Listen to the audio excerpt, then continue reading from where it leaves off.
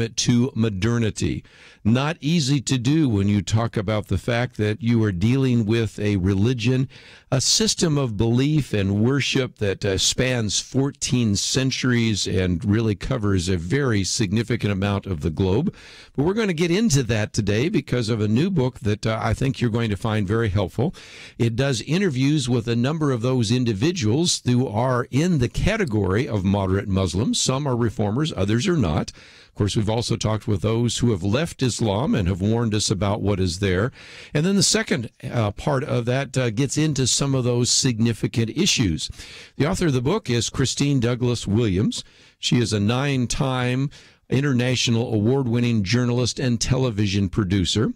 In Canada, she has been appointed as the director of the Canadian Race Relations Foundation. You may have seen some of her writings in the past in things like the Wall Street Journal, USA Today, Front Page Magazine.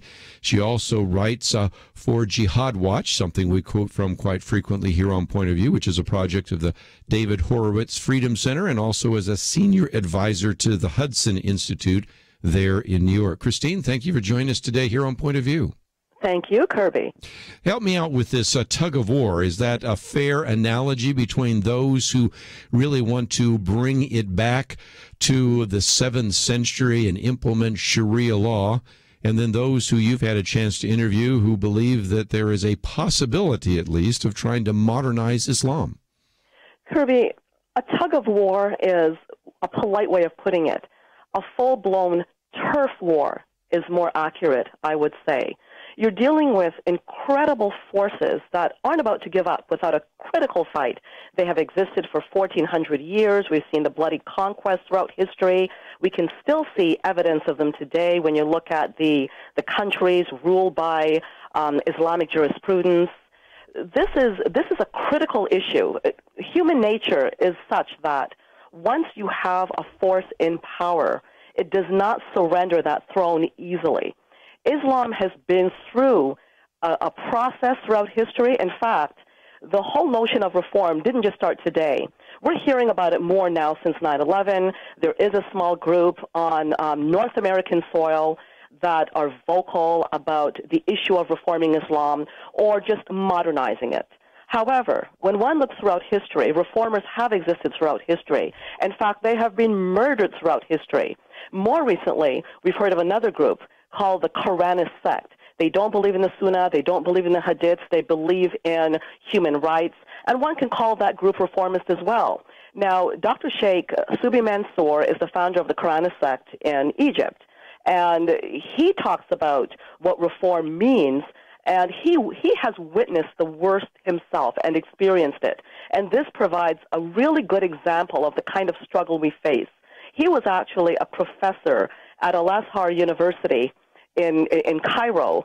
And this, of course, is the most prominent university in the world when it comes to Islamic jurisprudence, of which all jurisprudence flows from.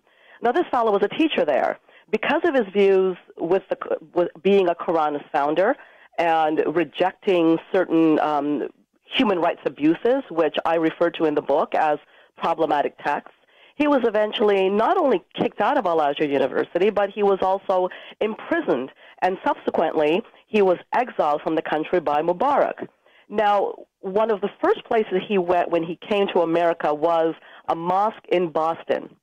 He said he went there to pray, and he was horrified at what he had discovered, that the same books, he calls them the same language of the soldiers of dictatorship from the Islamist regimes had arrived on American soil. He had seen it. He saw those books. He saw those, the same words, the same language, and he thought, my goodness, America is now facing the same struggles from within. People ask the question, okay, so how is it that Islam can reform when it's pretty much indisputable what the history constitutes? For instance, when one looks at the Sunnis, Hanbali, Hanafi, Maliki, Shafi, these are the schools of Islamic thought. When you look at the main ones under the Shia, it's Zaydi and Jafari. All of them preach what is deemed as Islamism today. However, this is the biggest hope. We live in a different era of the Internet where more people in the Islamic world than ever before can be exposed to a whole new way of thinking, new experiences, new ideas, something that has been unfamiliar to Muslims throughout history due to the very notion of the official closed corpus, which basically rules the Islamist doctrines throughout history. So that is where the big hope is today. The world has changed. We saw what happened in the Arab Spring. There was an uprising. Yes, it was a failure. Yes, the youth were Islamists themselves in many ways, but at the same time, it showed a dissatisfaction. We saw what happened with the Iranian Revolution. Historically, we saw that the Young Turks worked within the Ottoman Empire to bring it down, and eventually the secular state of Turkey was founded by the Young Turks and by Ataturk, Mustafa Ataturk, who himself was a revolutionary. Yes, in a different form, but at the same time, history has its cycles, and today you have many reformist movements throughout the world, and the whole group in between that you don't hear from that do not espouse abuses against human rights. So again, we're talking with Christine Douglas Williams. The book is entitled The Challenge of Modernizing Islam. The subtitle, Reformers Speak Out and the Obstacles They Face. Of course, you just had one illustration there with Dr. Ahmad Subi Mansour. And I knew you were going to react that way because in your conclusion you say it is a turf war. And of course, it is not only a tug of war, but a turf war. But let's take a break. And when we come back, I want to get into how you begin the book because you quote from Daniel Greenfield, who says, moderate Islam is a difficult faith. To believe in it, you have to disregard over 1,000 years of recorded history, theology, demographics, and just about everything that predates 1965. He goes on to say you have to ignore the bearded men chopping off heads because they don't represent the majority of Muslims. Neither does Muhammad, who did his own fair share of head chopping. So indeed, we're going to talk about this issue of moderate Muslims and then get into some of the issues that Christine mentioned. What about these problematic Islamic texts? Some moderates are not reformist, others are. Then the Israel factor, because how you think about Israel and the Palestinian issue is another important aspect of that. And then finally, of course, who speaks for Islam? Who speaks for Muslims even here in this country? Is it CARE? Is it others? So we'll get into all of those issues. So we talk about this new book, The Challenge of Modernizing Islam. We'll take a break, continue our conversation with Christine Douglas Williams right after this.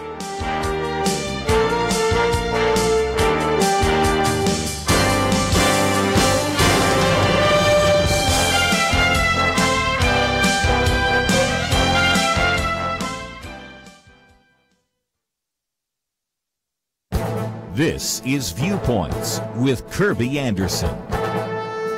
You know, one of the reasons Senate Majority Leader Mitch McConnell postponed the August recess was due to the backlog of critical nominations that he said have been mindlessly stalled by Democrats. Of course, nearly every administration and party in power complains at some time about the slow process of confirming nominations, but what is happening right now is unprecedented.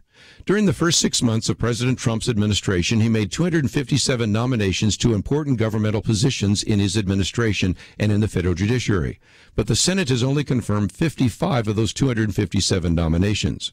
To put that in perspective, President Obama had 206 nominations confirmed in the first 6 months of his administration. You can see a similar pattern with cabinet secretaries. At the end of January, Presidents Bill Clinton and George W. Bush both had 13 confirmed. Barack Obama had 10 confirmed. By contrast, Donald Trump only had 3 confirmed. Democratic obstruction in the Senate is the reason for the fact that so many nominees are still waiting for confirmation. Democrats demand a cloture vote for every nominee, no matter how minor a concern might be. This means a 2-day waiting period and another 30 hours of debate. Another strategy is to withhold a blue slip to the judiciary. This effectively blocks any judicial nominee from the Senate's home state. The blue slip tradition was developed to allow senators to use their home state knowledge about a judge to better inform the White House. It is a courtesy, but it has been abused by Democrats to prevent a vote on qualified nominees to the federal judiciary.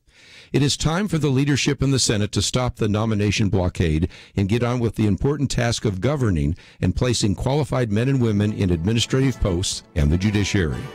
I'm Kirby Anderson, and that's my point of view. For more information about issues covered on Viewpoints, visit pointofview.net. Pointofview.net.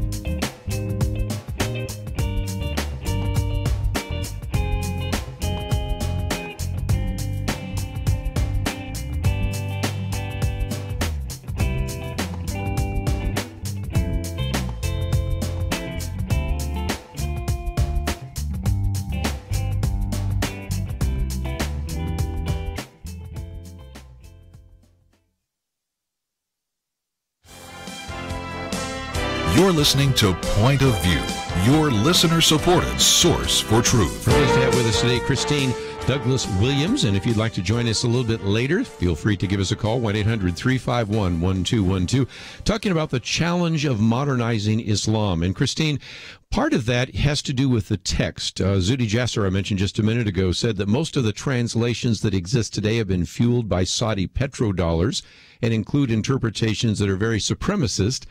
And so I guess it gets into what are your texts? Do you just accept the Quran or the Hadith and others? How you interpret it? And, of course, the tradition of almost 1,400 years has to be ignored, it seems, if you're going to be a moderate Muslim. But how do we think this through? First of all, you can't possibly ignore 1,400 years of conquest, of abuses, any more than you could ignore the human rights abuses that are taking place in Iran today, the head choppings that we still see going on in Saudi Arabia, the stonings that we see, the FGM, the honor killings. In fact, the abuses that we see today committed in the name of Islam, and it's backed by Islamic texts. One cannot be honest and refute those texts. To try to do so, one ties oneself up. Zuhdi says very clearly in the book that normative Islam is Islamism, and that Islam means, quote, needs, quote, tons of reform. That is a very true statement. When one looks at the schools of Islamic jurisprudence, which I mentioned earlier, it is indisputable what is in those schools, the disregard for women, the orders to kill gays. It's ongoing. One could not ignore that. Now, that is the very reason why you have a group today, or that's more numerous than people realize, but not many are willing to speak out loudly about it, even on North American soil, because of personal risks to the family, being ostracized from the community. There are many cultural issues involved there, but back to what you were saying about ignoring this. It's simplistic to say that one has to ignore this. You cannot. If there was no problem historically, then what is there to reform? Now, I'm going to define the word reform for a moment here. First of all, the name of the book was originally The Challenge of Reforming Islam. The reason why it was changed is because modernizing leaves absolutely no room for confusion. When one looks at the word reform, there's one direction, which you alluded to earlier, to reform Islam back to the 7th century, to its most pure form, they call it, back to the days of Muhammad. And there's another movement to reform it to modernity. And so the title, Modernizing Islam, that is what this is about. You did mention something also very important. You said moderates and you said reformists. Many don't realize that there is a difference between the two. A moderate, and I'm talking a genuine moderate as opposed to a crypto-moderate. I refer to crypto-moderates also in that book. Crypto-moderates are those that belong to the Muslim Brotherhood. They state very clearly the plan of the Muslim Brotherhood. It's outlined in the Muslim Brotherhood plan for North America, and the goal is conquest of the house of war. These are not moderates. They pretend to be moderates. They work among us. They interact with us, and they act as though they're our friends. Those are crypto-moderates. But when I talk about genuine moderates in the book, these are the ones that are saying, look, first of all, we do not support this Islamophobia subterfuge. That's one thing, because we don't support Islamic supremacism. We don't want any special treatment more than anybody else living in a democracy. We just want to be like everybody else. Their attitude when it comes to Zionism, they're not obsessed. I'm just giving a couple of examples here. They're not obsessed over Palestinian propaganda and anti-Israel rhetoric, hating Jews, hating the state of Israel. Their attitude about women is one of equality. Toward gays, it's about human rights. And even toward their neighbors living in a neighborhood, they're more friendly. These are Westerners that come right out and say, look, we are proud to be Westerners. We see what is coming into the country, and this is what we're opposing. In fact, that was one of the motivations of why I decided to do investigation into this topic. After 9/11, long before investigations were being done as to the kinds of hate being preached in mosques, I had moderate Muslims that I was interviewing on my daily talk show, and they were the ones that were saying, you guys realize what's being preached in mosques. Hatred against Jews, hatred against Christians. That was a shock. Nobody knew about this. But that was before investigations proved it to be true. There's nobody here that's denying what's being committed in the name of Islam in this book. In fact, I question them about those very problematic texts. Yes. And yes, you're going to find a lot of different viewpoints, and that is what led to the Part 2 analysis of my book, because people will read the Part 1 and they'll say, wait a minute here, they're not all in agreement. But the thing we need to understand as Westerners as well is that we are under the UN Declaration of Human Rights. We believe in religious freedoms.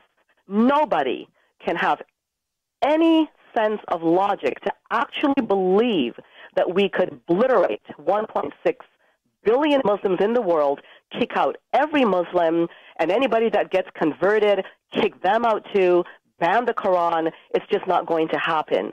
We have lived before 9/11 where we were surrounded by Muslims. There was no problem. Indonesia once went through a phase where there wasn't a big problem, the largest Islamic nation in the world, yet still there weren't that many problems. It was seen as basically a moderate nation. Now we're seeing a more aggressive form of Islamism seizing that country because it is a turf war.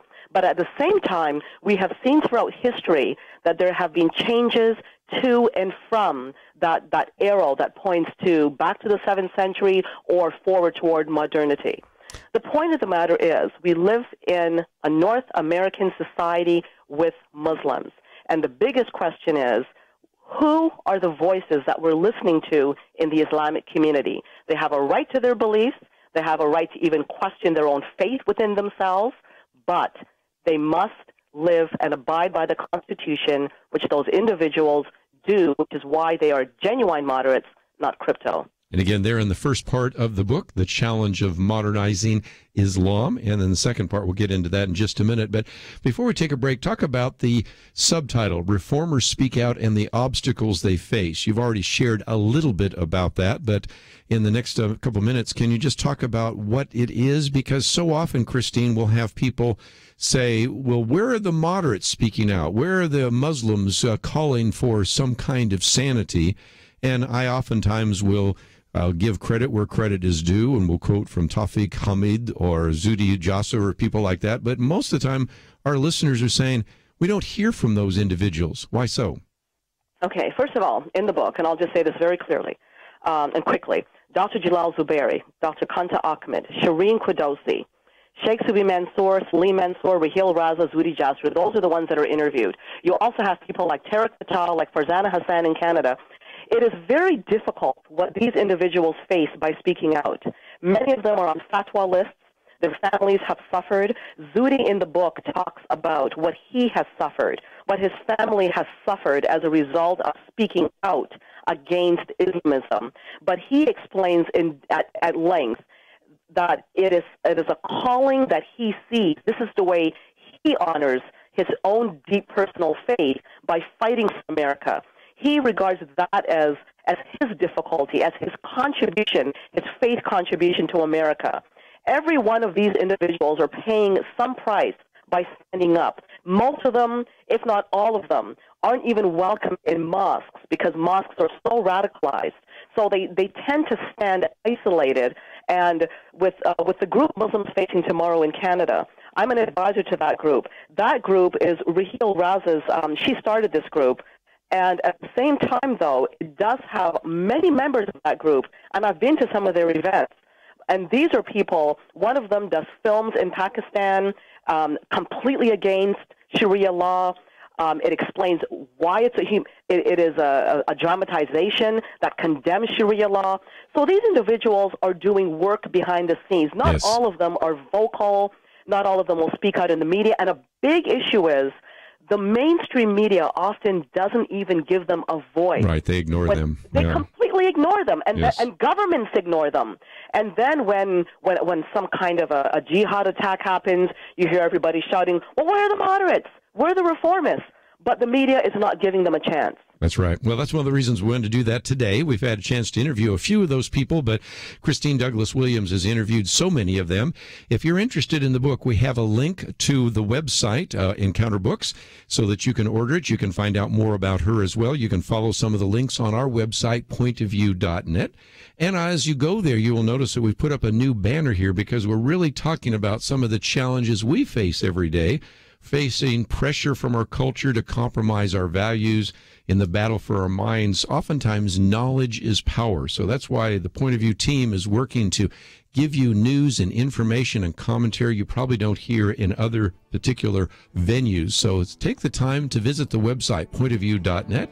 Click on that button. There's an opportunity for you to make a donation, and we would greatly appreciate that if you're learning some things today about moderate Muslims. Let's take a break. We'll continue our conversation about the challenge of modernizing Islam right after this.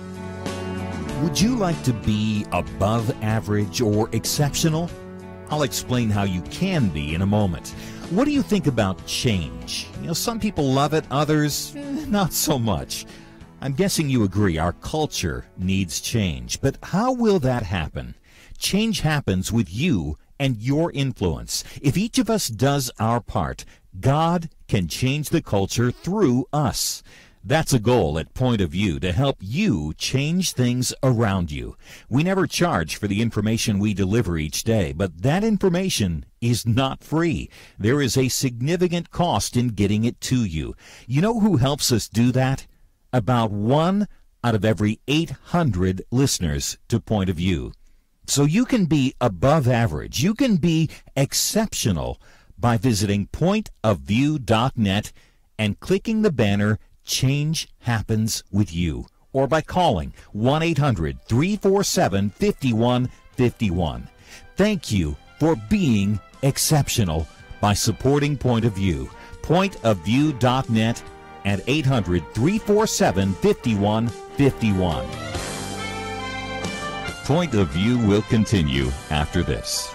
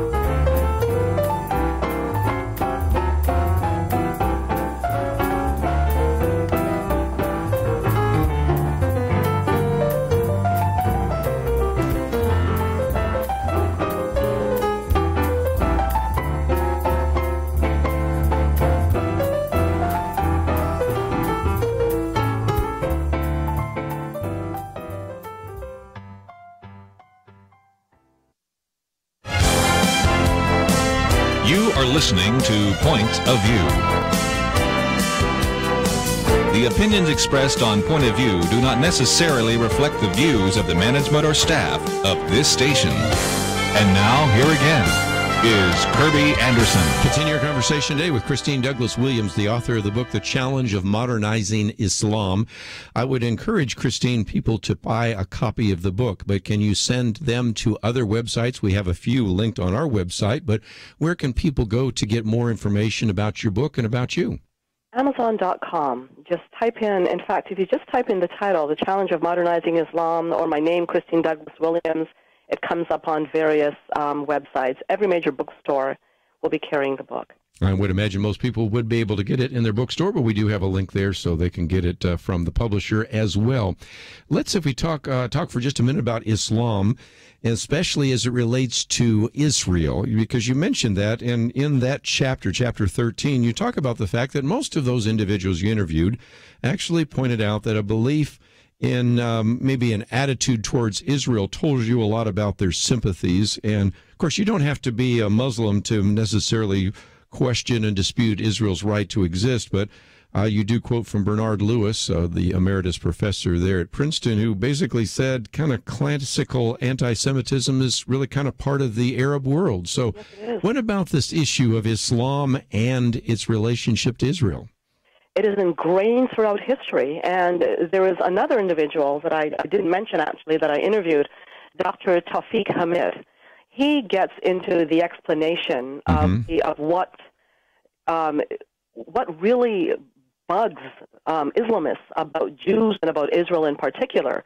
And he talks about the Arab pride and what an affront it is to the Arab pride that this tiny nation that they've tried to obliterate for all these years, they have not been able to do so. That when one looks at history, there is a historic hatred of Jews. Now, when I was doing these interviews and asking the various reformists and moderates about their views about Israel and about Jews in general, and whether Israel's rights to exist was a possible litmus test, every one of them but one said yes. And the one that said not necessarily, which is true, did say it does indicate Islamist sympathies. So every one of the others believed it was a strong litmus test, which I found very interesting. And you rightfully said that one doesn't have to be a Muslim not to recognize Israel's right to exist. But based on that history, and with the moderates interviewed in the book, many of them get into extensively about the propaganda regarding the Palestinian territories and Israel. In fact, Raheel points out, Raheel Raza, one of the interviewees, that you go to the local village guy in Pakistan and he's ready to fight for the Palestinians.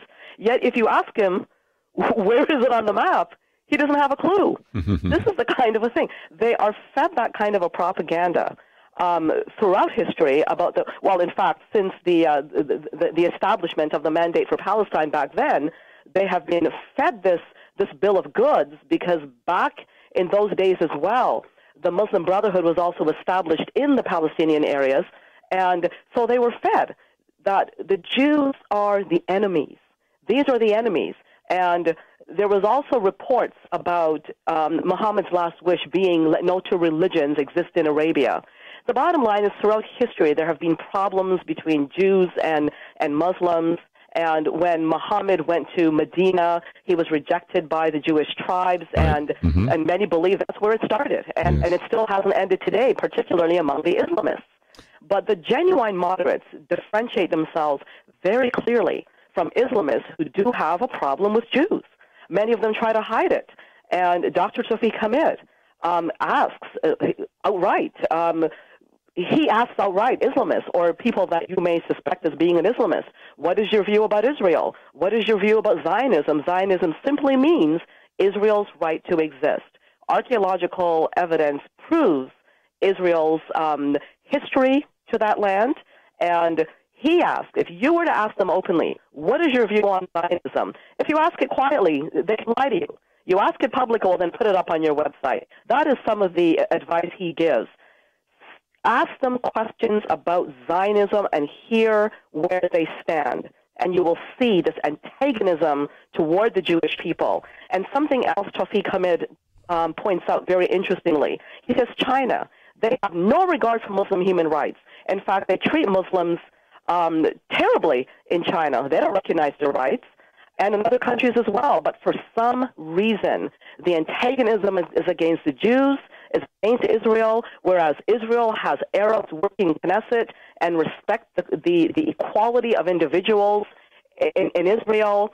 You find that with China, who does not, the antagonism is not toward China, it is toward Israel, toward the Jewish people, and also toward Christians because of a long history of animosity as well between Islam and Christianity, even though the Jews and the Christians are regarded as the people of the book. Yes.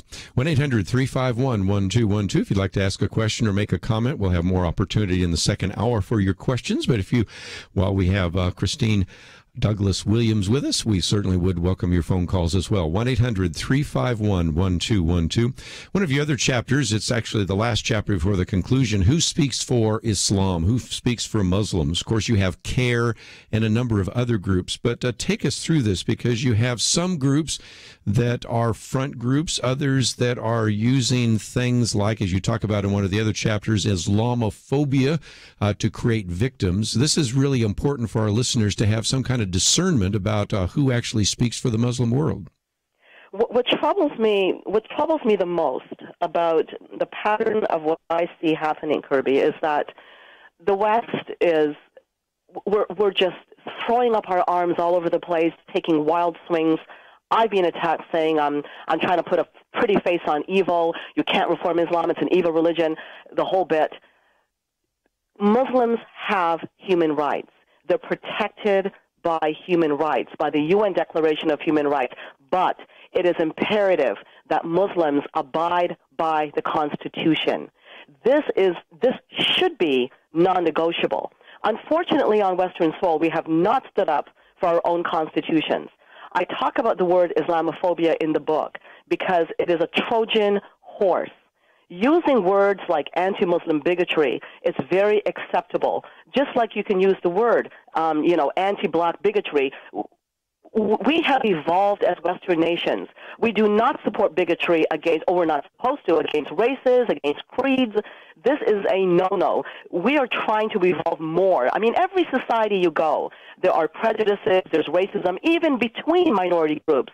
You find racism. So anti-Muslim bigotry is a term that is justifiably used, and Muslims should not be facing bigotry and being made fun of if a woman decides to wear her hijab. In fact, I had a debate with a Muslim reformist that believed that women should not even be wearing the veil because it is a symbol of the Sharia, which doesn't belong in the West. And I said, look, that is a real slippery slope. They should be allowed to wear the veil, but not a face covering, and there's a big difference. You have nuns wearing a veil. We have religious rights and freedoms on our soil, and that should be non-negotiable. Unfortunately, it is not. You use a word like Islamophobia, and here's the danger. It is a specific term that is pushed heavily by the Organization of Islamic Cooperation. And for those who have been paying attention to the news, Recep Erdogan has also been a strong proponent of using that word as well. He has gone so far as to say Islamophobia should be deemed a crime against humanity. And he goes on in other news sources that you could find explaining what a deep wound it is to Muslims to be criticized, to have their faith criticized. Unfortunately, under Western constitutions, everyone may be offended. Christians have had to endure their deity, Christ, being dipped in urine, this kind of a thing, satirical depictions of Christianity and other religions. Offense has been part and parcel of our culture. Yes, one can say those who insult people's deity, well, they may have their own problems. And some of the insults you see, these people have morality problems. They have no respect for their fellow human beings. And frankly, I find it disgusting, those kinds of depictions. However, it is their right to do so under the Constitution. Do I get offended as a Christian when I see these kinds of depictions of Christ? Yes, I do. But at the same time, I accept that I can be offended. There's another fellow in the book, Dr. Jalal Zuberi, with the Islamic Center for Pluralism, and he states very clearly that Muslims need to learn to be offended. Yes. They need to get rid of the immutable decree, because that has been traditional Islam, and they need to get rid of this official closed corpus and open what's deemed the gates of ijtihad, that is thought, philosophical thought, and those gates were closed and only in the hands of a few religious leaders. No. When one comes to the West, you're under democratic laws, you're under a democratic constitution. There's no room for the term Islamophobia on our soil. It's a Trojan horse. Let's take a break, and when we come back, we will continue our conversation with Christine Douglas Williams. And there's still a number of other things to cover in this book, The Challenge of Modernizing Islam. You should be able to find it in your local bookstore, but we have a link on our website. And if you find yourself wanting to listen to this again, you can download the podcast, maybe even send it to someone else. We'll be right back.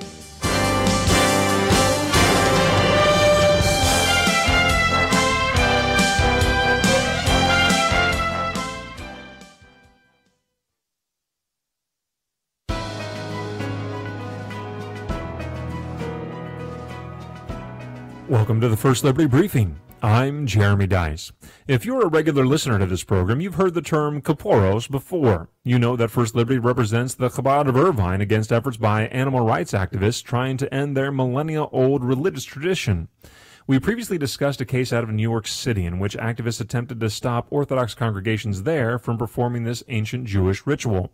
Kaporos requires the participant to wave a chicken over his head while reciting a prayer that contemplates his own mortality and the redemption of his sins. The chicken is then slaughtered in kosher fashion.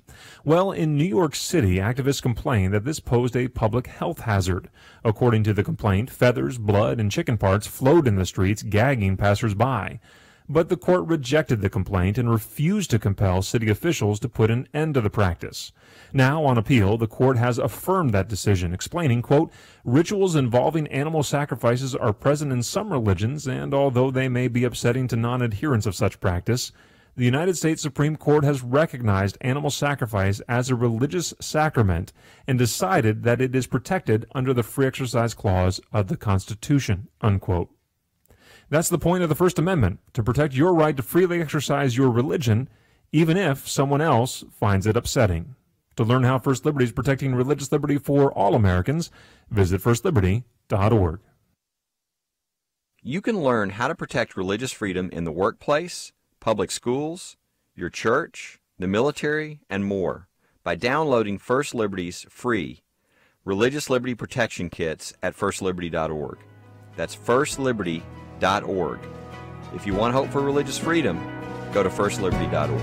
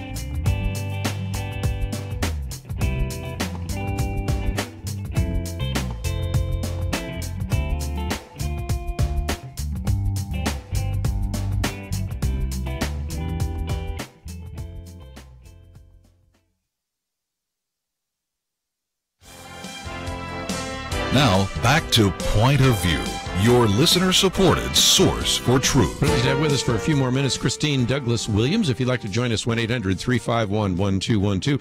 Probably take some of your phone calls in the second hour, but we're talking about this book, The Challenge of Modernizing Islam.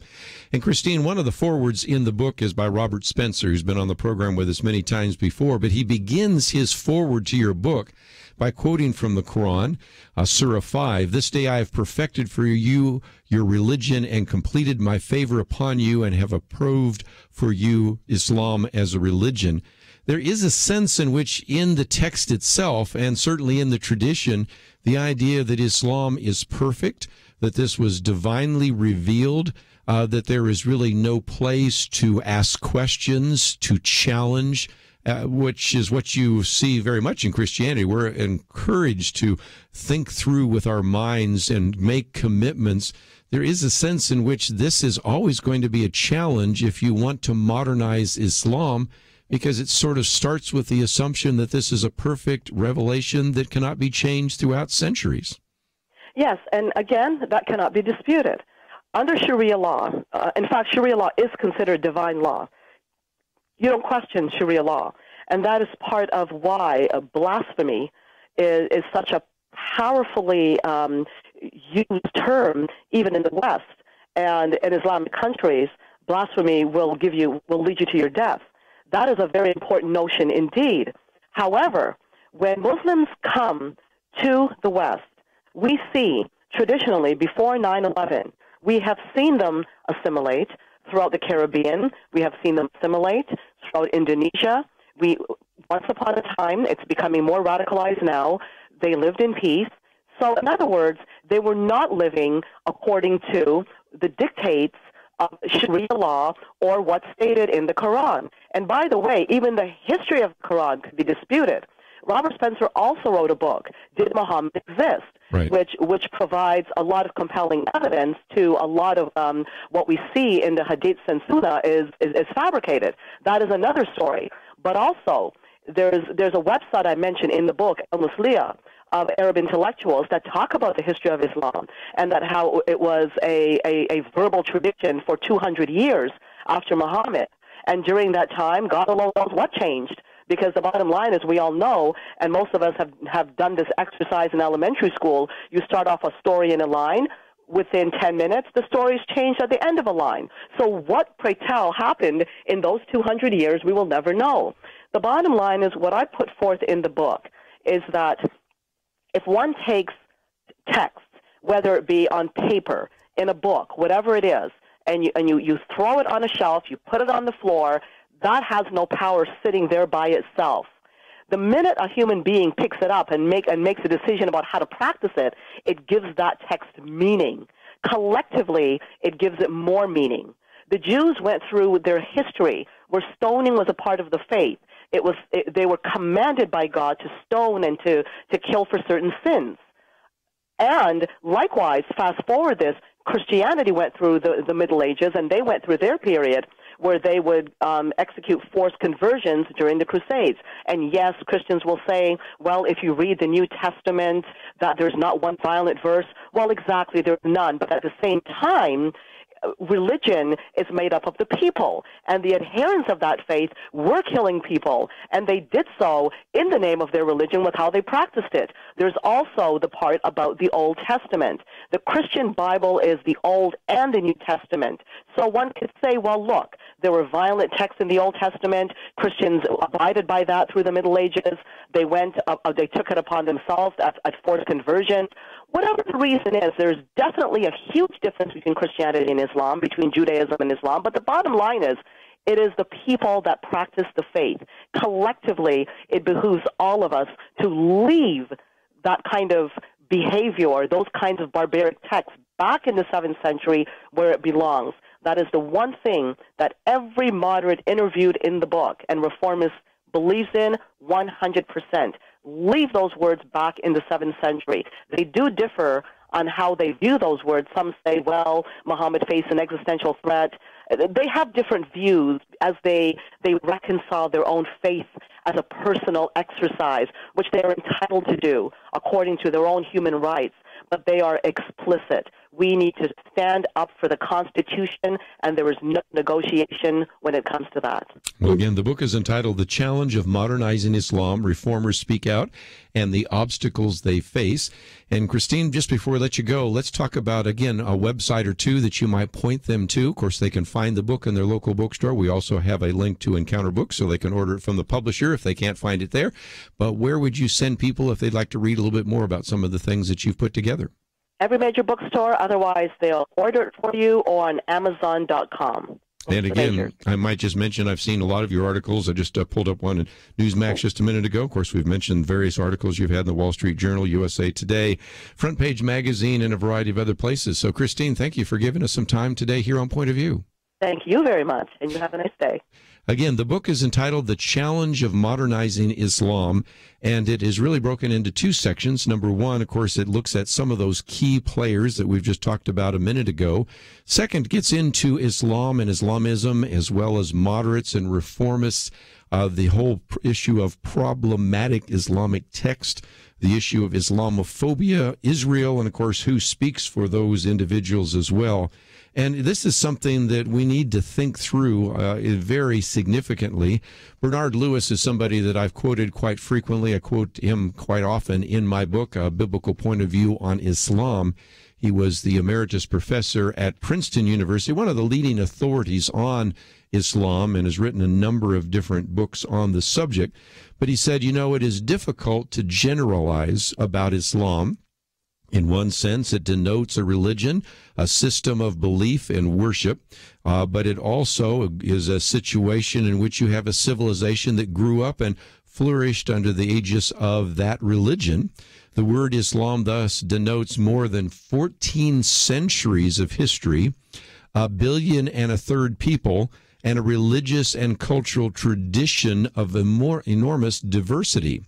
Then he goes on to say, in the space, the realm of Islam extends from Morocco to Indonesia, from Kazakhstan to Senegal, and in time it goes back more than 14 centuries. So it is certainly a very significant influence in the world, something we've talked about so many times before, and it is difficult to generalize, so we've done our best in this short time that we've talked about this new book, The Challenge of Modernizing Islam. But many times when we have a terrorist attack or we are concerned about something that has been spread that is of concern from maybe a Muslim leader, we oftentimes ask the question, where are the moderate Muslims? Well, they're out there, but first of all, the mainstream press does not cover them very well. And second of all, they face some very significant threats, as Christine mentioned just a minute ago. So those are some very important facts we wanted to put on the table. In the second hour today, we'll get back into the news cycle, and then we're going to have Dr. Everett Piper join us in studio a little bit later. He wrote the book, Not a Daycare, The Devastating Consequences of Abandoning Truth. He is, of course, the president of Oklahoma Wesleyan University. He's been on the program with us many times before. Wrote that very famous blog saying, this is not a daycare, it's a university. And it went viral, and he decided to turn it into an entire book to answer the question he gets so often, and that is, what has happened to this millennial generation? So he'll be in studio with us as well. And just as we go to the break, let me again encourage you to go to the website, which has a little new banner that says, Are you ready? Because change happens with you. And as we recognize some of the pressures that we face in the culture, we want to equip you and empower you and enable you to make a difference. You're supposed to be the salt of the earth and the light of the world, but you certainly need some knowledge, some information, and maybe even some motivation. That's what Point of View is all about. If you can help us out, click on that button, make a donation. We would greatly appreciate it. We'll come back with more right after this. Would you like to be above average or exceptional? I'll explain how you can be in a moment. What do you think about change? Some people love it, others, not so much. I'm guessing you agree our culture needs change. But how will that happen? Change happens with you and your influence. If each of us does our part, God can change the culture through us. That's a goal at Point of View, to help you change things around you. We never charge for the information we deliver each day, but that information is not free. There is a significant cost in getting it to you. You know who helps us do that? About 1 out of every 800 listeners to Point of View. So you can be above average. You can be exceptional by visiting pointofview.net and clicking the banner Change Happens with You, or by calling 1-800-347-5151. Thank you for being exceptional by supporting Point of View. Pointofview.net and 800-347-5151. Point of View will continue after this.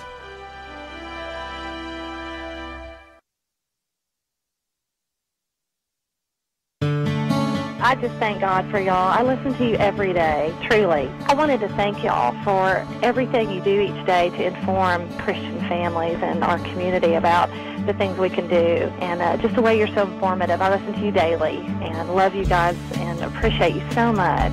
God bless you, Kirby, for keeping this show so on track and for the decades of wonderful help to this nation that Point of View has been. We're all big fans of your work, and we pray that God will just prosper it. As a Christian, over the years that I've followed this program, I am constantly challenged to be on guard and to evaluate what's going on. And if for no other reason, to protect the caliber and the truth of your programming, I need to participate and to back your program financially to ensure that the truth stays out there for people to hear, to view, and to be a part of.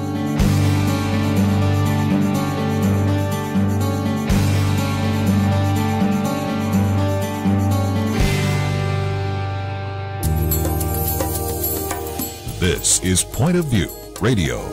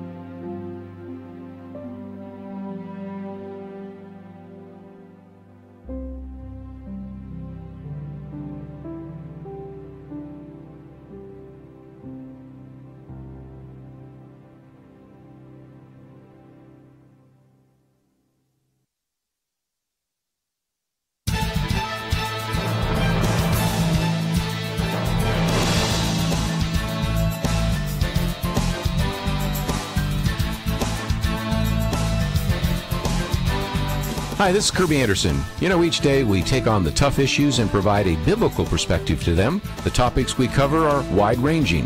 Apologetics, theology, prophecy, creation and evolution, intelligent design, marriage, family, child-rearing, the millennial generation, friends and society, politics, economics, business, religious liberty, the Constitution, public policy, foreign policy, military policy, tensions in the Middle East, abortion, homosexuality, pornography, sexual ethics, media, technology, history, and America's godly heritage. We talk about anything that affects your faith, your family, or your freedom. So don't go anywhere, because Point of View continues right now.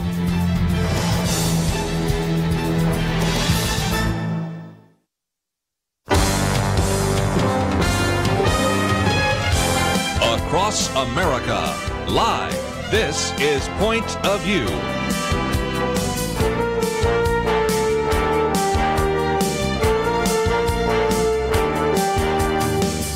And now, Kirby Anderson. Second hour today, if you'd like to join our conversation, 1-800-351-1212. We'll get to some of those phone calls in just a minute.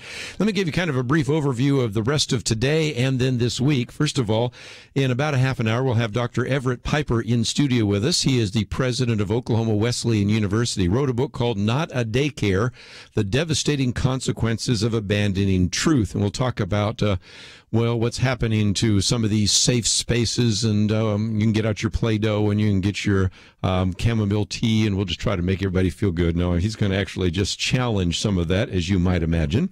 And before we do that, I want to get into my commentary today on nominations, the nominations blockade. There's been a little bit of a break in the blockade, so we'll talk about that. Also want to get into, before he comes in, talk about North Korea, this missile test, what this means for us. So there will be a number of things we'll talk about before he joins us at the bottom of this hour. But let me just mention, as we get into the rest of the week, that tomorrow we're going to have Greg Laurie in studio with us. Now, we'll be certainly talking about his upcoming Harvest Crusade, but we'll also be talking about his new book on Steve McQueen. You might say, Steve McQueen? Yeah, the king of cool. It turns out that he became a Christian late in life, and I think Greg Laurie has done a great service to us, in which he has helped us understand some of that.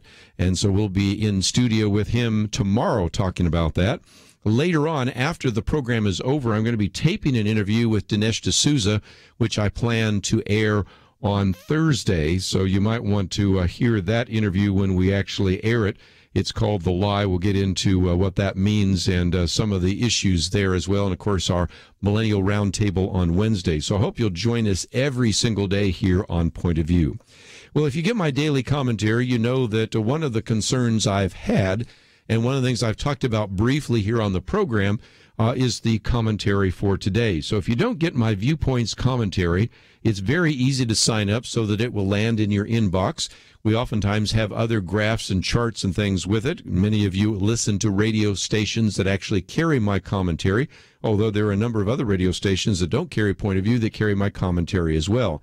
But one of the reasons Mitch McConnell, the Senate Majority Leader, has waited until now to even have an August recess, and he wanted to postpone some of this, was because of what he called the backlog of critical nominations.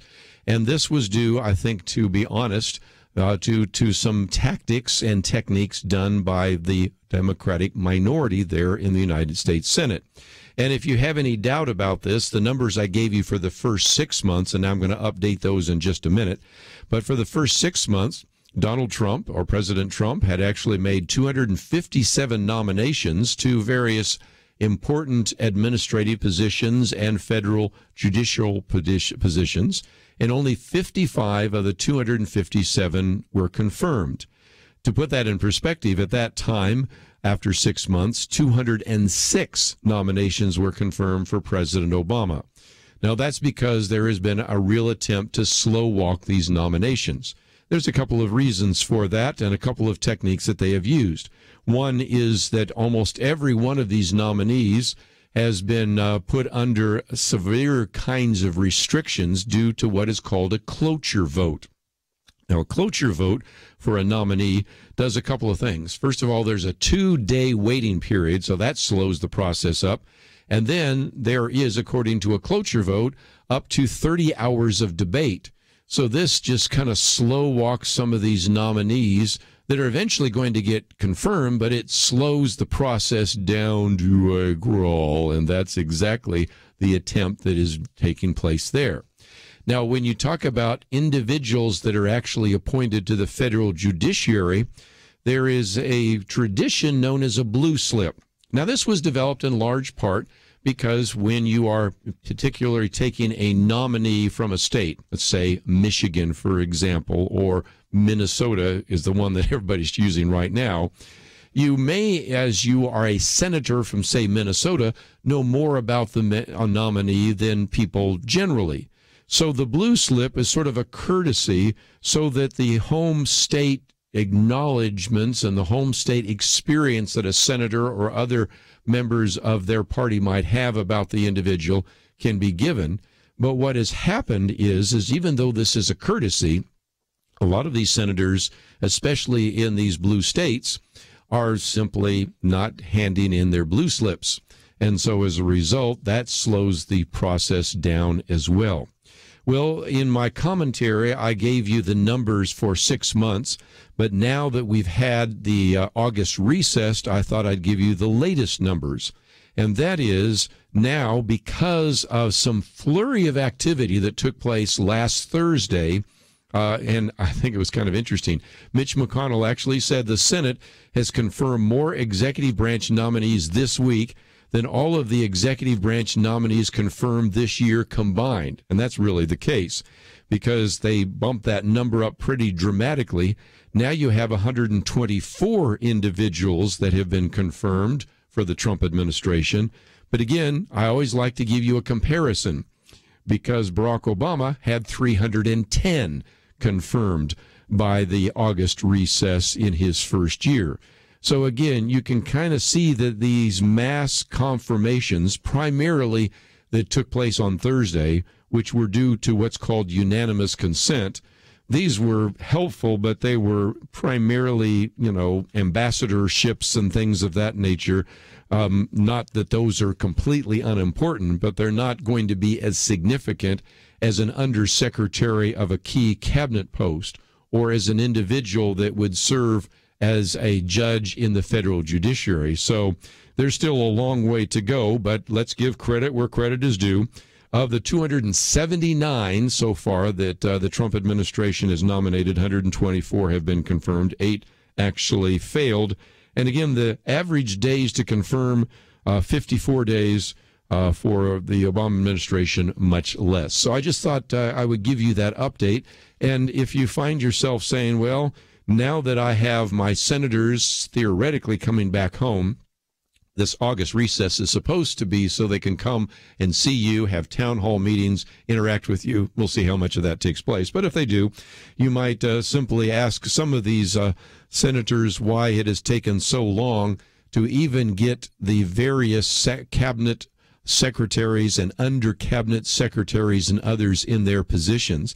And by the way, when I'm talking about cabinet secretaries, this was kind of interesting. By the end of January, Presidents Bill Clinton and George W. Bush had 13 of their cabinet secretaries confirmed. Barack Obama had 10, and he would have had 13, except, you had some issues with Eric Holder and a few things like that. But by contrast, Donald Trump had 3. So if you don't think that something's going on, 13 for George W. Bush, 13 for Bill Clinton, 10 for Barack Obama, 3 for Donald Trump. That just is the end of January. So whether you look at the near term or the long term, you can see that this issue of nominations has really been slowed down dramatically by Democrats. And in many cases, it isn't because they're rejecting those individuals. It's just simply they're just taking a long, long period of time, hoping to slow the administration as slowly as they possibly can. Let's take a break, though. When we come back, if you have some comments about Islam, our topic in the first hour, nominations, my topic just recently, or North Korea, feel free to give us a call, 1-800-351-1212. We'll talk about the North Korea missile test and what it means to you and your family right after this.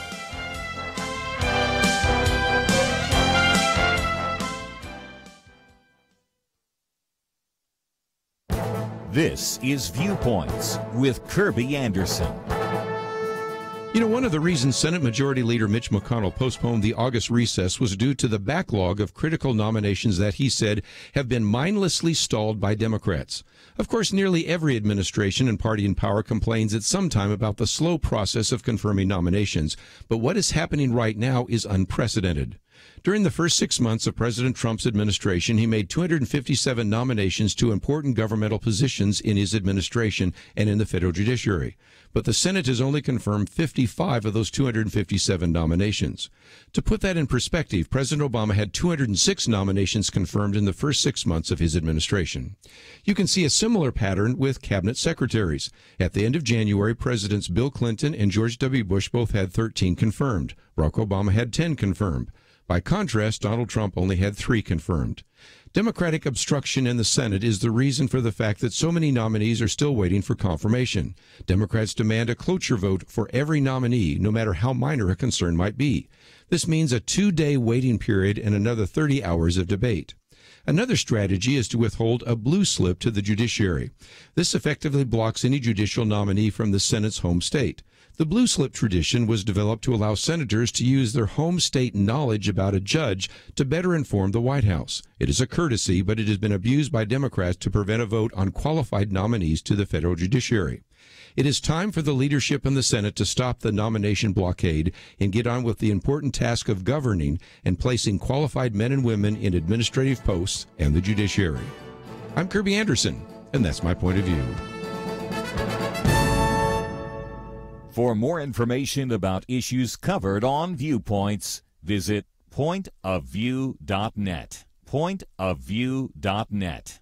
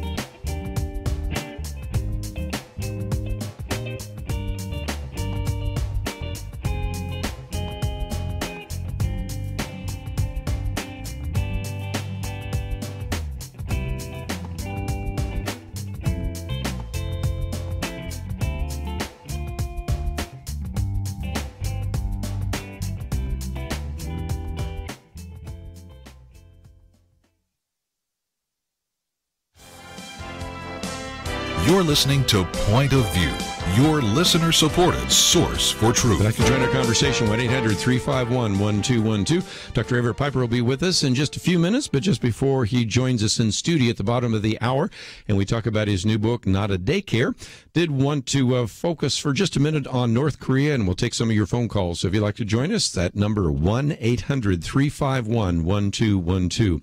Haven't really talked about this much, and I don't want to get too much into some of the technical aspects since we only have a few minutes to talk about it, but some of you have said, well, what about this particular launch in North Korea? So let me give you a little bit of a background and then talk about what is at stake. First of all, the background. I know some of you probably understand the history of North Korea, but just in case you don't, let's recognize that after World War II, the United States essentially took control of what today we call South Korea. At the same time, the Soviet Union, who then began to be sort of our no longer ally, but more of our adversary, they oversaw what was communist North Korea. Now, the two were temporarily kind of established as separate countries in 1948. And just as you had some of the things happening, as we mentioned just this last hour, in Israel and this idea of Transjordan and Palestine and things like that, these were separate countries. But very quickly, by 1950, the leaders in North Korea, Pyongyang in particular, backed by China at that point then, invaded the South in an attempt to try to reunify Korea under one flag, if you will. So that led to, of course, the Korean War. The United States led a UN effort to support South Korea. It was a bloody battle, and it ended 3 years later. So most of that happened under Harry Truman's administration. But after the war, then, North Korea began to be more and more isolated. People oftentimes referred to it as kind of a hermit state. You had the supreme leader at that time, Kim Il-sung, and then over the years you had Kim Il-sung's son, who's Kim Jong-il, and now, of course, you have his grandson, Kim Jong-un, and they have actually, in some respects, isolated this country, blamed the United States for all of its economic woes, in large part because there have been so many sanctions against them. And if you are not familiar, every year when we talk about the list of those countries where Christians are the most severely persecuted, 9 of the top 10 are in Muslim countries, relating very much to the conversation we just had with Christine Douglas Williams. But the country that's always on the top of the list is North Korea. Being a Christian there is, in some cases, a death sentence, and certainly anyone who would speak ill of anything in that particular administration would probably be put to death or at least go to work camps and prison. And so this has been a brutal totalitarian regime. Now, to understand why we haven't done something about it is to understand the power of having nuclear weapons. Because indeed, there are other places in the world where this kind of brutality takes place, where the United States or the United Nations or other groups step in. But it's always been the threat of a nuclear warhead, as well as the fact that one of the largest armies in the world, even though it's a very small country, is North Korea. So now that brings us up to where we find ourselves today. U.S. officials have confirmed that North Korea did indeed launch an intercontinental ballistic missile, and this one as the potential threat, because ICBMs are those that fly through the atmosphere, above the atmosphere, and then drop back down. So the fact that this ICBM could travel as much as 5,600 kilometers puts it within the range of the United States. Now, again, this missile only flew 933 kilometers, but it reached an altitude of 2,800 kilometers, and so that means that it has the potential to travel possibly as far as 6,700 kilometers, which is a lot of numbers to simply say this. This certainly would be enough to reach at least Alaska, and with some kind of luck, could reach some of the lower 48 states or even some of the large islands of Hawaii. Now, of course, there are various estimates on how significant that might be. One arms control specialist that was quoted in Time magazine, Jeffrey Lewis, put it this way. He said, that's it.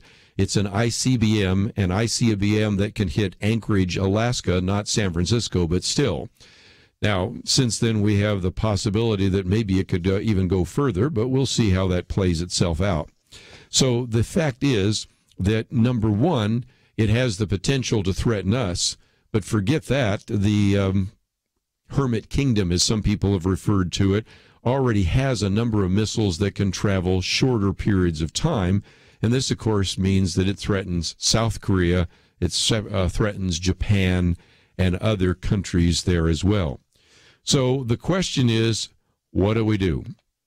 Well, my skeptical kind of mindset is we'll talk about it a lot, we'll do very little about it. If for no other reason, then that's sort of been the pattern for long periods of time. There have been times when we've really tried to put some very significant sanctions on North Korea. Probably some of the most significant happened in 2008 when then President George W. Bush issued an executive order labeling North Korea as a national threat. You've also had a couple of years later in 2016, President Barack Obama, tightening some of the sanctions there. And so now you have, of course, President Donald Trump. Now, he has signaled a more aggressive stance. So has the UN Secretary Nikki Haley, saying that we're not just playing around anymore. Well, yes, but what indeed does that mean? Because if you go in and try to take out the nuclear weapons facilities, you have to do a lot more than that. because let's recognize that the city of Seoul, Korea, which is in South Korea, is only about 35 miles from the demilitarized zone. And on the other side of that zone in North Korea, they have all sorts of artillery. So the possibility is very great that indeed, if they wanted to begin to retaliate, even if they could not send an ICBM to the United States, maybe they could get it to Alaska, but certainly they could retaliate by firing on South Korea. And the estimates are 40,000 deaths to 100,000 deaths, all sorts of things that are happening there. And so that's one of the key issues. Now, the argument is, well, is it possible that we could wait longer? Yes and no. Yes, we could wait in that right now it doesn't seem as if North Korea has a warhead, a nuclear warhead that would be small enough to actually go on one of these rockets, one of these missiles. But if they did, that would be, of course, a game changer. And so this is another real question as to whether or not we can buy some more time, or whether or not we will just simply have to acknowledge that indeed they will get an ICBM with a nuclear warhead that could actually threaten the United States. Now you might say, well, then what would happen if they have one? It's everybody's guess. I'll give you two options. Option number one is that the crazy people in that country, in particular Kim Jong-il and Kim Jong-un, who's now, of course, in leadership, but even going back to his father, these were not stable individuals, to put it mildly. Kim Jong-un is perhaps a crazy man, so he may just simply say, I will launch a nuclear weapon at the United States. That's one possibility. The other is just simply to threaten to launch a nuclear weapon at the United States and use this to break the sanctions and say, we want food, we want technology, or we will threaten you. Either scenario is not exactly the one that most of us are looking forward to, but again, it illustrates the possibility of what a nuclear armed with an ICBM North Korea actually looks like. Finally, is there anything else that can be done diplomatically? And that's why President Donald Trump has put pressure on China to confront its neighbor and to actually begin to bring pressure in that regard. That's a possibility, but there are some that have wondered whether or not China actually is just using North Korea as a puppet so that it so distracts the United States to take our eye off of what China is doing in some other parts of the world. But that, I think, if nothing else, gives you a brief rundown in North Korea. We'll probably come back to it in the future, but if nothing else, I hope that this would encourage you to pray for the President, pray for the Secretary of State, pray for the Secretary of Defense, pray for the UN Secretary, who are addressing issues that most of us never have to think about. A nuclear North Korea. We'll come back to that again, but we're going to go to an interview we're going to do in studio with Dr. Everett Piper. He is the president of Oklahoma Wesleyan University. We'll carry on that interview with him right after this. Would you like to be above average or exceptional? I'll explain how you can be in a moment. What do you think about change? Some people love it, others not so much. I'm guessing you agree our culture needs change, but how will that happen?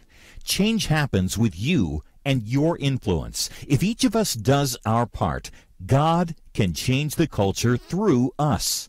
That's a goal at Point of View, to help you change things around you. We never charge for the information we deliver each day, but that information is not free. There is a significant cost in getting it to you. You know who helps us do that? About 1 out of every 800 listeners to Point of View. So you can be above average. You can be exceptional by visiting pointofview.net and clicking the banner Change Happens with You, or by calling 1-800-347-5151. Thank you for being exceptional by supporting Point of View. Pointofview.net and 800-347-5151. Point of View will continue after this.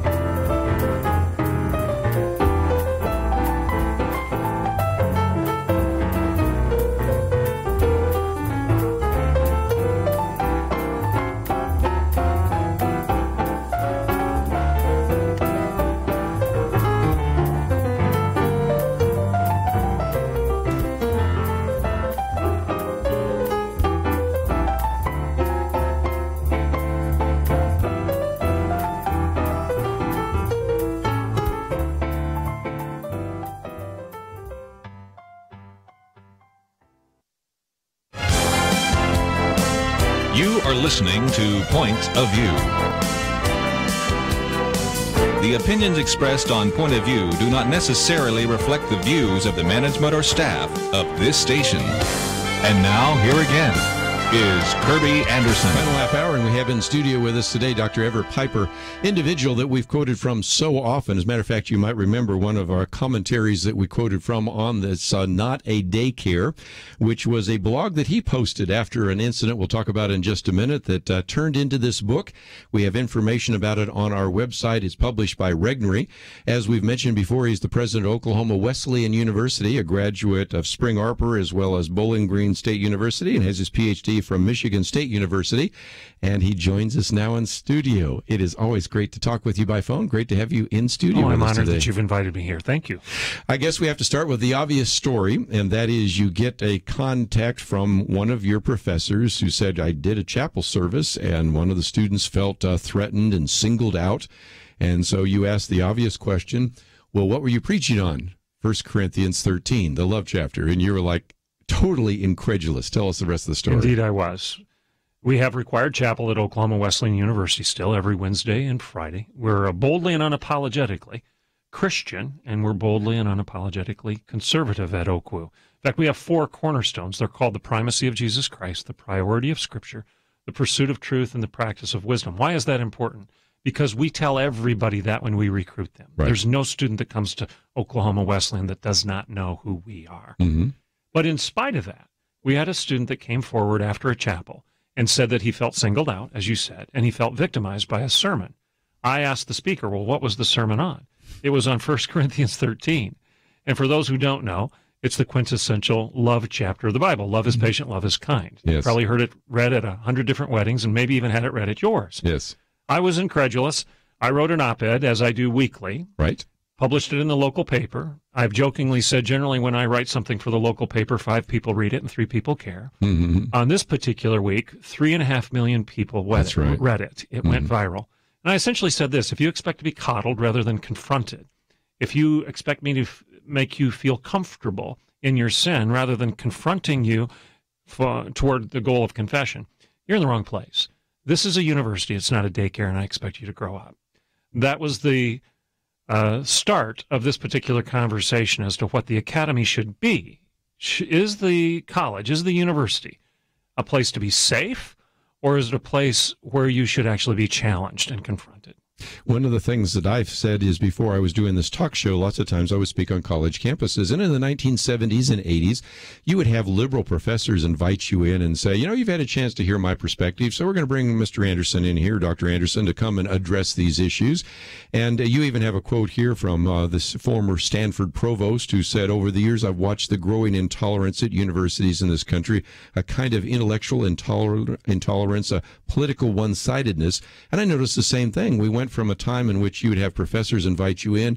By the time you got into the late 1980s and 1990s, there were professors that saying, well, we can't let you in. Matter of fact, your views are not even allowed on campus. There were various newspaper articles talking about how these speakers threaten our students. And you've seen that remarkable change, but even this provost, former provost from Stanford University that you quote, sees the same kind of thing happening on college campuses. You know, Kirby, I think the secular world sees this as much as the church. And in fact, it's the secularist who is writing me and emailing me and texting me after this particular op-ed that led to this book, who said, thank you. I don't agree with your religion and I don't like your politics, but I'm writing you today to say thank you. This needed to be said. It's because they recognize that they've created this monster and it's turning around to bite them. It's this banner of tolerance, which is anything but tolerant. I mean, we actually have people in the academy, professors, the elite, the smartest people among us who say stuff like this. I can't tolerate your intolerance, and I hate you hateful people. I'm sure that nothing is sure. I know that nothing can be known. I'm absolutely confident there are no absolutes. This pablum is parroted by our professors today. They don't realize it's self-refuting at every turn. It's like watching a dog chase its tail. It'd be funny if it weren't so sad. One of the things that we talk about in our Millennial Roundtable, we bring in millennials every Wednesday to address these issues. We've talked about what happened at Middlebury School, Middlebury University. First of all, an individual, Charles Murray, we've interviewed him before, goes there. He's brought in by Professor Stanger, who is not necessarily in agreement with him, but again, having that mindset that to be a true liberal is to allow different points of view. She actually gets a concussion because they pull her hair. She has to sit in a dark room for a week. As she writes about this in the Wall Street Journal, she is assaulted simply because she wants to provide an opportunity to hear from people that maybe we sometimes might disagree with. Right. This is not a conservative, as you pointed out. She would not identify with your worldview or with mine. But she recognized that classical liberalism believed in liberty and liberation and freedom of debate. That's, if you go back to Oxford, the birth of the Liberal Arts Academy, if you will, some 1,000 years ago, what was it established to do? It was established to educate a free people. It was established to educate a free man and a free woman in liberty and liberation and freedom and justice. Thus the word liberal arts. And ironically today, you're more classically liberal and I'm more classically liberal than our left of center counterpart. Very true. Because we believe in a good, robust debate. Why? Because we can trust the truth to judge the debate. Not power, not politics, and not the person. We believe there's something bigger and better than that. Those self-evident truths that are endowed by a creator. Revelation, scripture, judges the debate rather than power. And it's only within the context of truth that we'll ever really enjoy freedom. That's why Jesus said, you shall know the truth, and the truth shall set you free. We have, again, in studio with us today, Dr. Everett Piper. We also have a link to his website, and we'll talk a little bit about Oklahoma Wesleyan University in just a few minutes.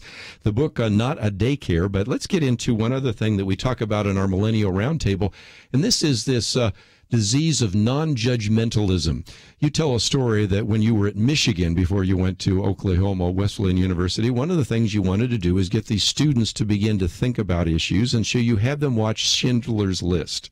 And at the end, you had this very articulate young woman by the name of Cynthia who writes very well, but at the end, this last line is, "Who am I to judge the Germans?" And in my book, Christian Ethics in Plain Language, I tell a story about some of these professors that have said, I've never run into a student that denies the Holocaust, but I run into all sorts of students all the time that are never able to say that the Holocaust is wrong. What about this? Spot on. That's where we are as a culture today. We've actually raised up a generation that can watch the movie Schindler's List and be assigned the 5-page obligatory paper at the end of watching the movie, which is what I did. And in that 5-page paper, the student will say everything that they watched the movie, they've got a good critique, they understood what the movie was and the plot, this girl did, but at the end she said, but who am I to judge the Germans? She couldn't tell me that shooting Jews in the head is wrong. She couldn't tell me that the furnaces of Auschwitz were a bad idea. Yes. Because it doesn't matter what you believe, Kirby, as long as it works for you. That's the mantra of our day, this intellectual nihilism, this moral mush where we claim that all ideas are equal. This is nonsense. And the way you can expose that is to simply ask this of the millennial or of the postmodern mind. Do you believe that rape is wrong? Do you believe that the Holocaust was a bad idea? Do you believe that antebellum slavery was something that you should have stopped? Do you believe that racism should be reviled? Well, most millennials will say, yeah, I think racism is a bad thing, and I think slavery probably should have been stopped. At least I hope they would. Yes. Well, they've just admitted that there is an objective standard, as C.S. Lewis said, a measuring rod outside of those things being measured, or they can't make that claim. But they don't realize it because the professors and the faculty in the academy doesn't teach them that some ideas are superior to others, and some ideas are inferior. Hitler had ideas. He had opinions. But Hitler's ideas were bad, and his opinions didn't end well for millions of people. I don't give you degrees and opinions at Oklahoma Wesleyan University. I actually expect you to learn something. I don't care what your opinion is when you graduate, and you shouldn't care that much about mine. Truth sets us free. If you're going to design an airplane on the basis of your opinion, would you tell me which one it is? It's not going to fly. Opinions always lead to bondage and slavery. Truth always sets us free. What about this idea of truth with Christians? Because in your book, you also quote from George Barna, who's been on the program many times as well, which you find a very high percentage of born-again Christians, 77%, believe that people are basically good. You ask the question, whatever happened to sin? Yeah. It's Chuck Colson, whom you knew very well, and I was fortunate to study under myself, was fond of saying, if you get the first question wrong, everything else thereafter is going to be wrong too. Right. What is the first question? Origin of man and nature of man. Where did we come from, and what is our nature? If we're nothing but the product of the primordial soup, if we're nothing but a different bag of biological mush, and we don't have any good or evil endemic in that biological mass, then we're going to have a very different worldview, and it's not going to be pretty, because we don't believe in morality any longer. We don't believe in objective facts any longer. We don't believe in moral culpability any longer, any more than you would believe that an amoeba has any moral sense about him.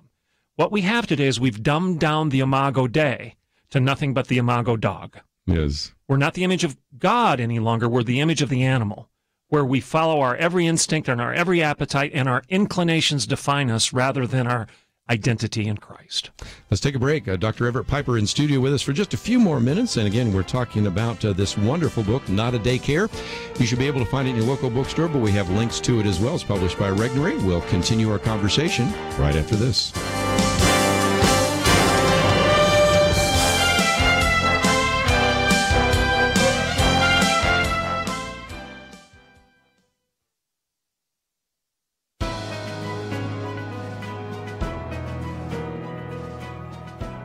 Welcome to the First Liberty Briefing. I'm Jeremy Dice. If you're a regular listener to this program, you've heard the term Kaporos before. You know that First Liberty represents the Chabad of Irvine against efforts by animal rights activists trying to end their millennia-old religious tradition. We previously discussed a case out of New York City in which activists attempted to stop Orthodox congregations there from performing this ancient Jewish ritual. Kaporos requires the participant to wave a chicken over his head while reciting a prayer that contemplates his own mortality and the redemption of his sins. The chicken is then slaughtered in kosher fashion. Well, in New York City, activists complained that this posed a public health hazard. According to the complaint, feathers, blood, and chicken parts flowed in the streets, gagging passersby. But the court rejected the complaint and refused to compel city officials to put an end to the practice. Now, on appeal, the court has affirmed that decision, explaining, quote, rituals involving animal sacrifices are present in some religions, and although they may be upsetting to non-adherents of such practice, the United States Supreme Court has recognized animal sacrifice as a religious sacrament and decided that it is protected under the Free Exercise Clause of the Constitution, unquote. That's the point of the First Amendment, to protect your right to freely exercise your religion, even if someone else finds it upsetting. To learn how First Liberty is protecting religious liberty for all Americans, visit firstliberty.org. You can learn how to protect religious freedom in the workplace, public schools, your church, the military, and more by downloading First Liberty's free Religious Liberty Protection Kits at firstliberty.org. That's firstliberty.org. If you want hope for religious freedom, go to firstliberty.org.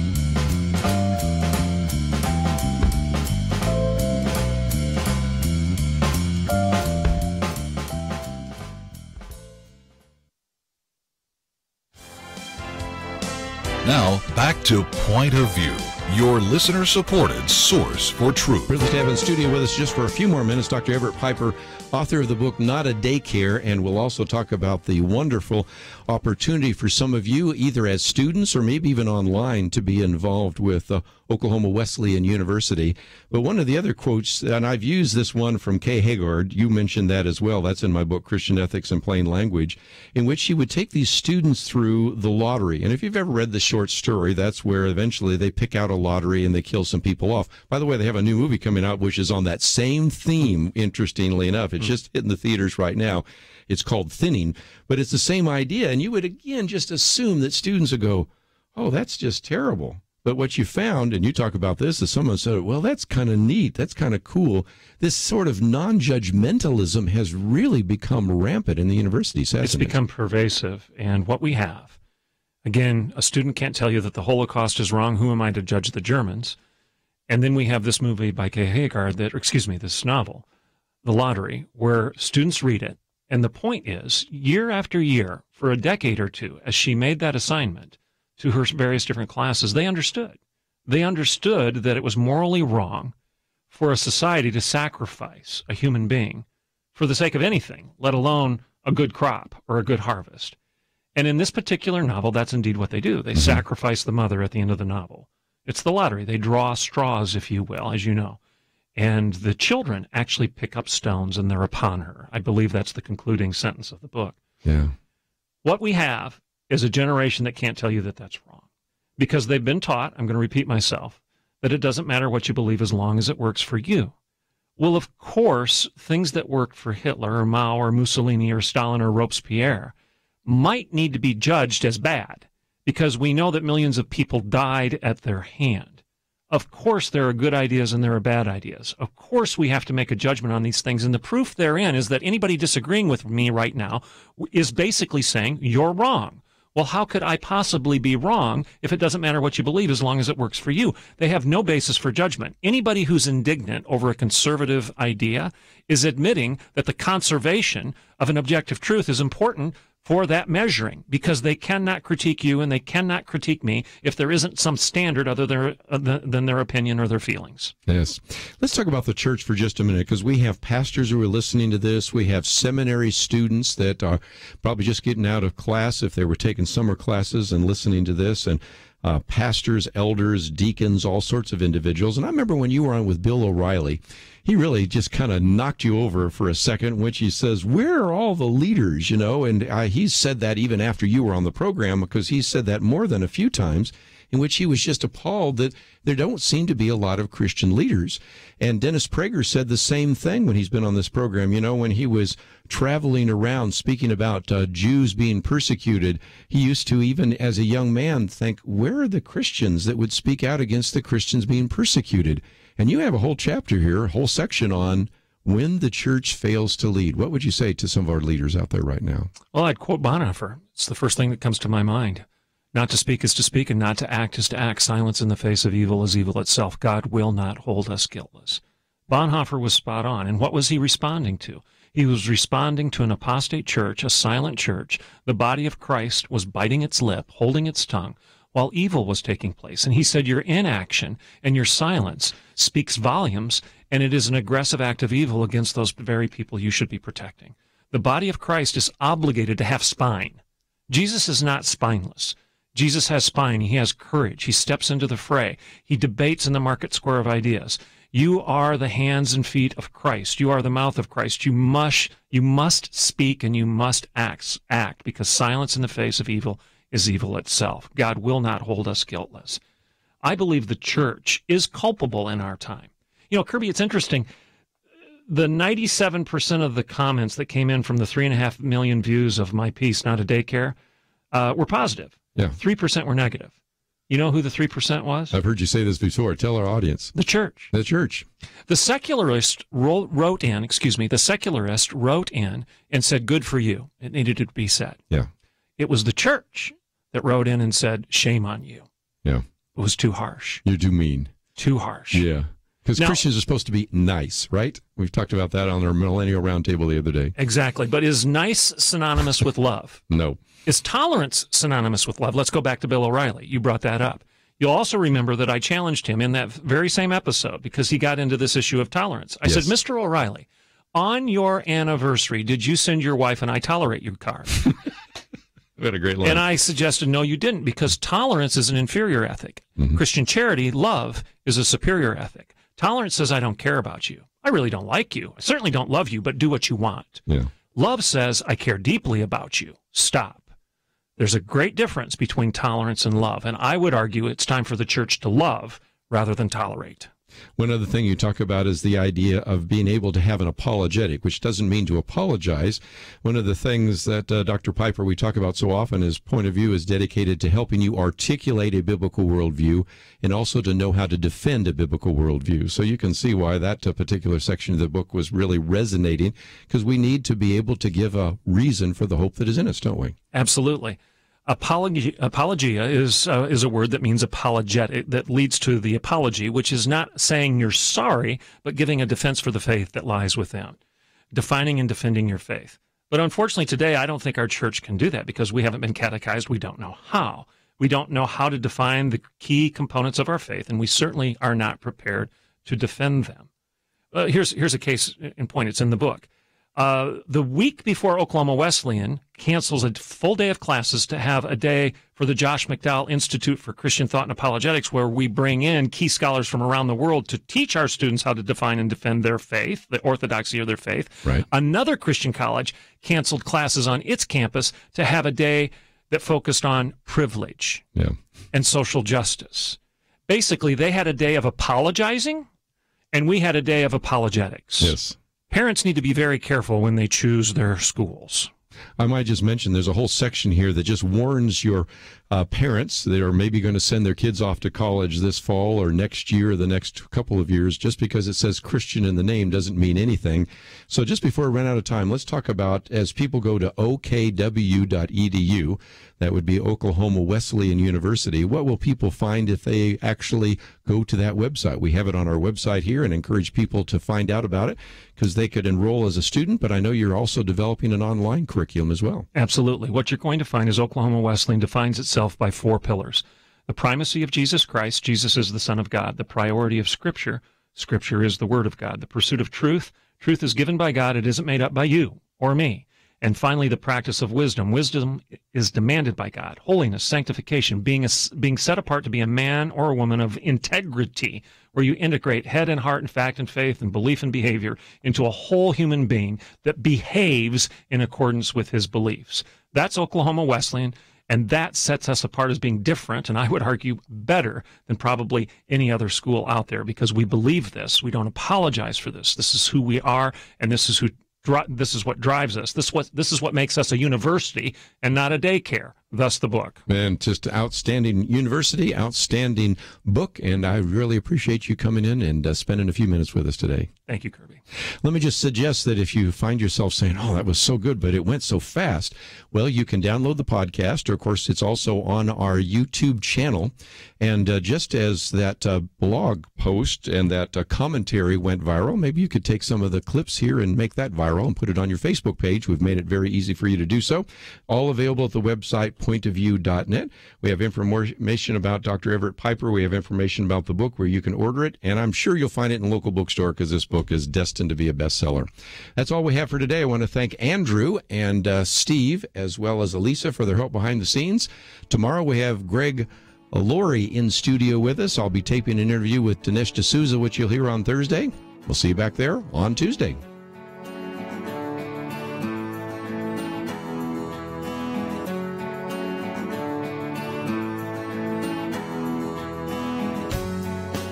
Would you like to be above average or exceptional? I'll explain how you can be in a moment.